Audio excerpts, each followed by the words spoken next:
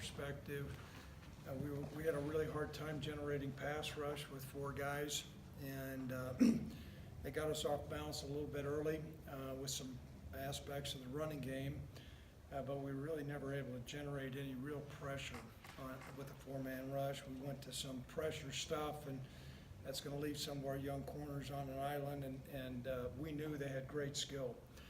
And so, from that standpoint, their offense against our defense, I thought their offensive line just did a phenomenal job, and their quarterback was grooved, ready to go. Offensively, it was going to be imperative for us to run the football. We felt like it was going to be really important to keep their defense on the field. I think there was a time in the game that we might have had that, but we've got to be more mature to finish off drives and not have some things like holding calls or some misassignments, and that's all part of a maturation process with the young offensive line. Unfortunately, we weren't given the latitude to play young today. We're going to need to play well. And, I thought the kicking game was probably against us too. Some of the field position that was generated was going to be important for us to capitalize on that. To beat Washington State, we weren't going to have to play an outer body experience. We just need to play well, and I don't think we played well today. And so we'll take a look at the tape tomorrow. A lot of times I've learned through the years it's really maybe an overstep to make general assumptions, but those that I just stated I think are probably going to be true when I watch the tape later on tonight. So tough loss. We did have a couple injuries that we encountered during the course of the game. I'll know a little bit more about that as we go. So at this time, any questions anybody might have? Craig, with the Yes. with the penalties, you mentioned a lot of penalties, some unsportsmanlike. That's pretty uncharacteristic. I'm going to be real guarded when I start talking about unsportsmanlike penalties. I understand they were out there. I know Carl Granderson, he can't hear, and I mentioned that. So, but I'm not going to make any more comments on those. But I understand your question. Yep, go ahead, Tracy. Nico's situation, and Yeah. were you pleased at all with the way the freshmen though came in and they seemed to Yeah. hold their own? Javon Bigelow, I think, has got great promise, but we're going to need to have a running back by committee.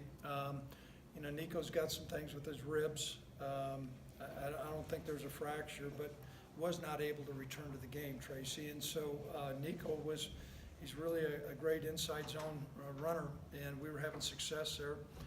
But we've got to learn how to deal with a lot of things when we don't have our top running back in there. And so it's an opportunity for these younger guys to shine. Craig, Yeah, you mentioned, you weren't able to get the pass rush, and that kind of exposes your corners. I know CJ had kind of a rough game, and he's a young player. Was that more of the result of the lack of pass rush, or was it just, just a rough day against some very, like you said, skilled guys? Here's what I think we need to take a measured view. I think Wazoo's receivers I think you're going to find that they're probably going to be in the upper echelon of the Pac-12. And they may be, I know their receiver coach really well, Steve Spurrier, and he was shocked on the quality of players that they have. Now we're going to face other good players that have good speed, but we knew going in, Robert, that matchup was going to be something that we were going to be guarded about. And as a result, we were going to need to generate some rush up front, and we just were never able to do that. So we got exposed. It's going to be a learning experience. We got to get these young guys back. I have to recognize this is a great opportunity, but we had a ton of young guys, and we can say, okay, I'm saying an excuse or whatever. That's a fact, and we're playing Missouri next week. And so there's got to be a message to those guys in the locker room that we have confidence in them. But we got to come bring our A game. You go and play against a good team. You can't shoot yourself in the foot, and I think we did that.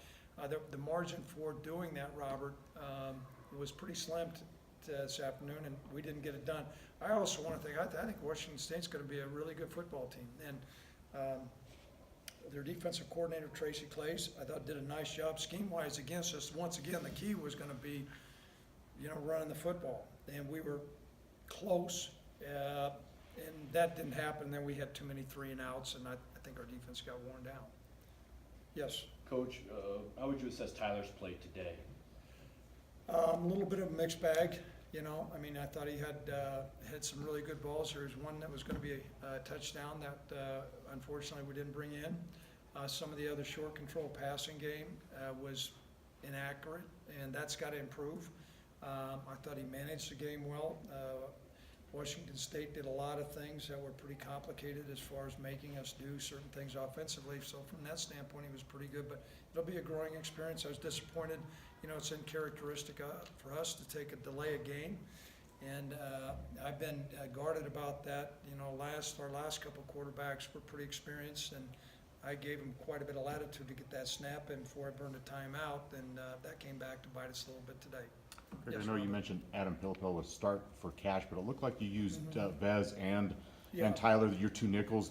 Right. Was that kind of planned, and how did you think that worked for the Well, most some part? of it just came down to their personnel groupings, and so we were very keen with that. They gave us time to adjust. We didn't know what groupings that Coach Leach would use. That's what he used, and so that was our package. Yes, So, what can you do specifically to address the problems in the kicking game? uh-huh. Well, let's talk about what you perceive as problems and articulate those, and then I'll go through them one by one. So what are they?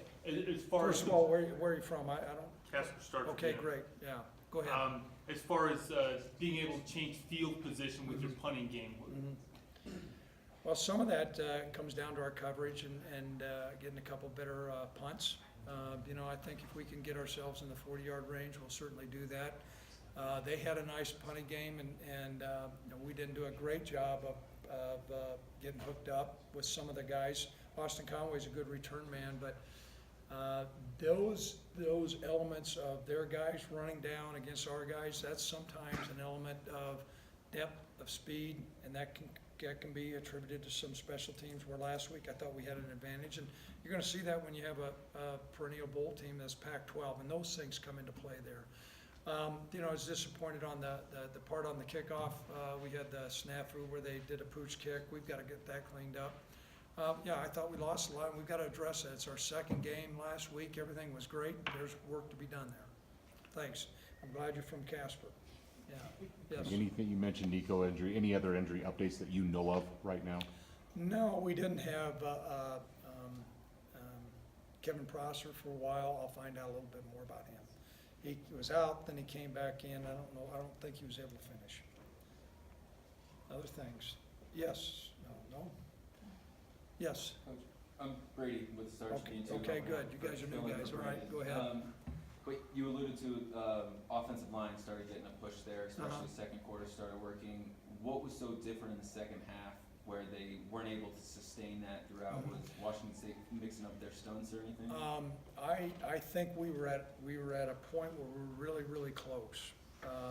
You know, the one drive where we were going down and we ended up kicking and converting on a field goal, that was right there. That was a really, really close part of the game. And so some of it, we had a couple missed blocks, missed assignments on the backside.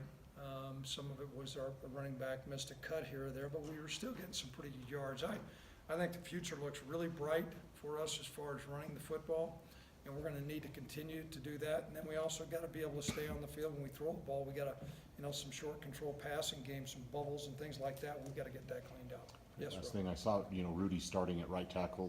Was Yeah. Zoe not able to go, or did Rudy Yeah, just earn that the, job?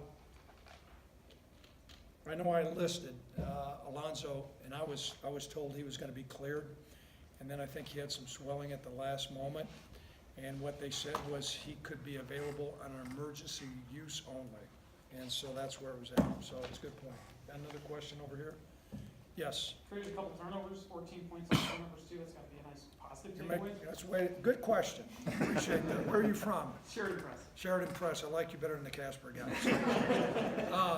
No, you're right, and we were gonna need to do more of that. But that game had some ebb and flows. It's disappointing though. I'm frustrated and disappointing. I know our coaches are frustrated and disappointing, and I'm gonna assume there's a bunch of young men in that locker room and they're frustrated and disappointed because we can play better and we need to play better. And next week, we're playing an SEC team, and you know, price of poker goes up, so we need to get ourselves ready to go. So, good